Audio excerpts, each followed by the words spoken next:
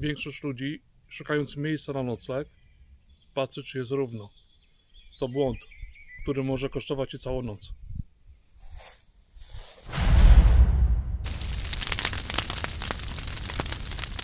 Witam ponownie na kanale Ogień i Topór. Dziś pokażę Wam 7 rzeczy, które sprawdzam, zanim w ogóle ściągnę plecak z pleców. Jedne zajmują mi kilka sekund, inne kilka minut, ale każda z nich robi różnicę między dobrą nocą a bardzo złą nocą. Jeżeli zaciekawi Was ten odcinek, to usiądźcie sobie wygodnie i zostańcie ze mną do końca.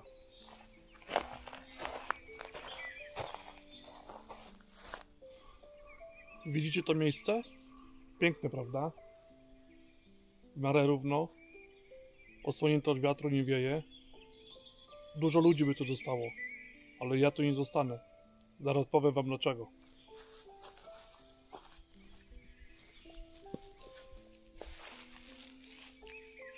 Ta ziemia jest mokra.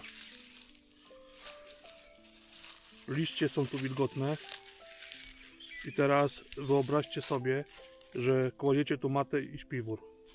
O 2 w nocy zaczynacie czuć zimno. Śpiwór traci swoje właściwości izolacyjne. Jest Wam zimno. Jesteście niewyspani.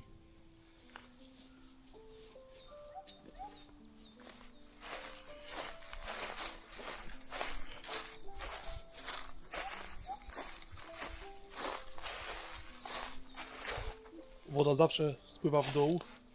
To banalne, ale ludzie o tym zapominają, będąc w lesie. Szukam zawsze miejsca trochę wyżej niż otoczenie. Tu jest dobrze. Jest sucho, liście są suche. Ziemia nie jest wilgotna. Tu mogę spać.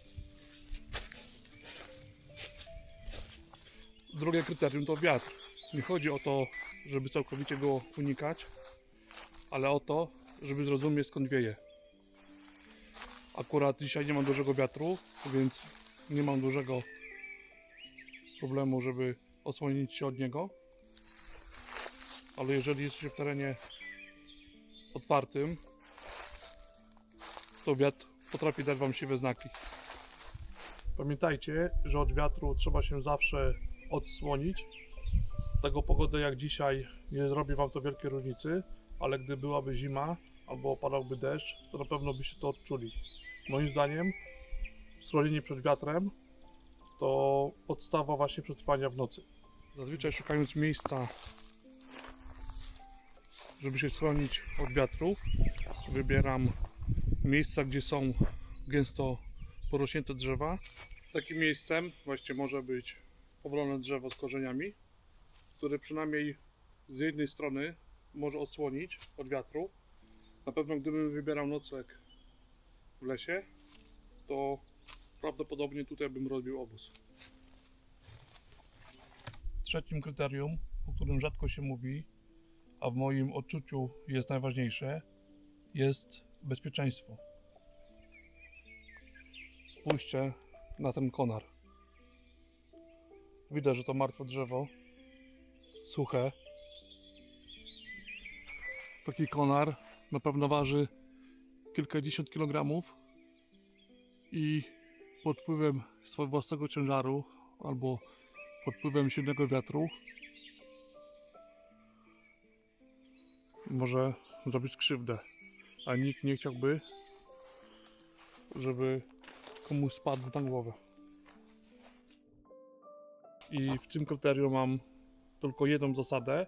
Przed każdym rozłożeniem namiotu czy zbudowaniu schronienia sprawdzam w promieniu 10-20 metrów, czy nie ma wokół mnie jakichś suchych drzew, gałęzi, które mogłyby mi zrobić krzywdę w nocy. I to nie jest żadna paranoja, po prostu to jest mieszanie w lesie. Jeżeli cokolwiek budzi moją wątpliwość, po prostu odchodzę dalej i buduję schronienie w innym miejscu. I to samo poleciłbym Wam. Kolejnym kryterium, które mam na uwadze, to głównie wybranie miejsca, które będzie wygodne do spania. Chodzi mi głównie o to, żeby w miejscu, gdzie chcemy się rozbić, gdzie chcemy położyć matę, żeby nie było żadnych kamieni, korzeni czy szyszek, żeby nie było jakiegoś mrowiska. Wiadomo, że do lasu nikt nie przychodzi się porządnie wyspać, ale jednak wyspana noc daje nam siłę na działanie. Dlatego moim zdaniem najlepiej wybierać takie miejsce, które będzie nam sprzyjało wyspanej nocy. Jeżeli rozbijemy matę, to żeby nic nie przeszkadzało i nie kuło nas w plecy czy w żebra, bo wiadomo, że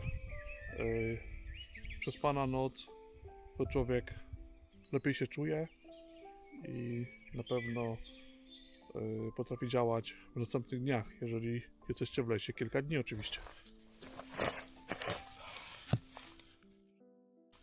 Szyszki się powinno odrzucić, czy różnego typu patyki, żeby było nam wygodnie. Sprawdzić, czy nie ma tu żadnych zwierzątek leśnych. Głównie chodzi tu o mrówki. Następną rzeczą, jaką chciałbym się z Wami podzielić, to rozbicie obozu blisko wody, jakiegoś strumyka albo jakiejś rzeczki. Nie chodzi o to, żeby się rozbić nad samym brzegiem, ponieważ wtedy może przeszkadzać Wam hałas. Dlatego moim zdaniem bardzo ważne jest rozbicie obozu blisko wody, żeby po prostu czuć się komfortowo i zawsze woda się przyda. Czy do gotowania wody na herbatę, czy ugotowania jakiegoś ciepłego posiłku, a nawet do zgaszenia ogniska. Dlatego woda jest bardzo przydatna, co chodzi o nocowanie w lesie. Następną rzeczą to będzie orientacja w terenie. Zawsze, gdy idę do lasu, orientuję się, co chodzi o kierunki świata. Każdy, budując schronienie, idzie głęboko w las, a nie buduje tego schronienia właśnie przy głównych drogach czy blisko wiosek. Dlatego moim zdaniem każdy powinien orientować się, gdzie jest, w którą stronę jest najbliżej do głównej drogi. Pamiętajcie, że jesteśmy sami w lesie i nie wiadomo, co się może wydarzyć. I taka wiedza może czasami Wam uratować życie. A nikt nie chciałby zgubić się w lesie i skupić się wyłącznie na tym, żeby trafić do samochodu albo do domu. Do lasu się idzie po to, przede wszystkim, żeby wypocząć, odbodźcować się i wyciszyć przede wszystkim. Bynajmniej ja chodzę do lasu, żeby to robić. Siódma rzecz jest najtrudniejsza do wytłumaczenia, bo nieracjonalna, ale jak najbardziej prawdziwa. Gdy znajdziecie miejsce, które spełnia Wasze kryteria, to zatrzymajcie się na chwilę w tym miejscu, usiądźcie sobie i posłuchajcie otoczenia. Zadajcie sobie jedno pytanie. Czy jest tu Wam wygodnie? Czy czujecie się dobrze w tym miejscu? Jeśli po tym wszystkim stwierdzisz, że jednak to miejsce nie jest tym, którym chciałbyś być, bo dużo czynników wpływa na to, że po prostu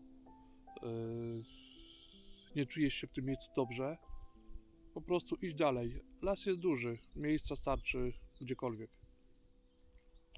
Zanim zacznę budować obóz, to zawsze w tym miejscu poświęcę te parę minut, żeby posłuchać właśnie lasu, posłuchać otoczenia. Czy nie będę budował obozu blisko jakiejś ruchliwej drogi, czy jakiejś wioski, która jest niedaleko, a wcześniej nie było nic słychać, nie zauważyłem, że jest bliżej. Czy nie ma tu w okolicy jakichś zwierząt, które mogłyby mi zakłócać mój sen i mój spokój w tym miejscu. To już chyba wszystkie kryteria, które chciałem z Wami omówić. Jeżeli macie jakieś inne zastrzeżenia albo macie jakieś inne swoje kryteria, to proszę zostawcie to w komentarzu. Postaram się odpowiedzieć. A za oglądanie odcinka dziękuję i zapraszam do oglądania kolejnych. Jeszcze chciałbym się podzielić z Wami taką małą refleksją, ponieważ każde wyjście do lasu w moim przypadku pomaga mi odetchnąć, wyciszyć się, zapomnieć o niektórych rzeczach, po prostu odbodźcować się, bo na co dzień jesteśmy przeładowani TikTokiem, Facebookiem, telewizją, jakimiś negatywnymi rzeczami, które po prostu działają na naszą psychikę. Każde wyjście do lasu pomaga ją zregenerować, pomaga odpocząć, pomaga uzupełnić i naładować baterię. Więc moim zdaniem taka terapia każdemu się powinna przydać. Tu nie chodzi o to, żeby po prostu jakieś robić rekordy, bić w tym lesie. Czasami wystarczy tylko wyjść do lasu, pochodzić wokół drzew, posiedzieć w ciszy, odbodźcować się i to zupełnie wystarczy. Ale jak ktoś potrzebuje trochę więcej wrażeń, to wtedy zostaje na noc. Dlatego takie wyjście do lasu, moim zdaniem, powinno być taką terapią odstresowującą, uspokajającą dla każdego człowieka. Jeżeli zgadzasz się ze mną, to po prostu zostaw komentarz pod filmem. A ja się z Wami już żegnam. Jeżeli podobał Wam się film, to po prostu dajcie po sobie jakiś ślad. Najlepiej w komentarzu albo po prostu lajkiem. Pozdrawiam. I jeszcze taka drobna rzecz. Pamiętaj, że przychodząc do lasu, żeby zachować ciszę, żeby się nie drzeć na całe gardło, ponieważ mieszkają tu różne zwierzęta, a las to jest ich dom. My jesteśmy gośćmi tego lasu, więc przede wszystkim zachować ciszę. No i żeby zostawić po sobie też porządek, a najlepiej doprowadzić miejsce do tego stanu, jakie zastaliśmy przychodząc w to miejsce. Pamiętajcie, jak budujecie obóz, żeby nie zrywać żywych gałęzi, żeby wykorzystywać tylko martwe i suche drzewa czy gałęzie. Szanujmy las, szanujmy przyrodę.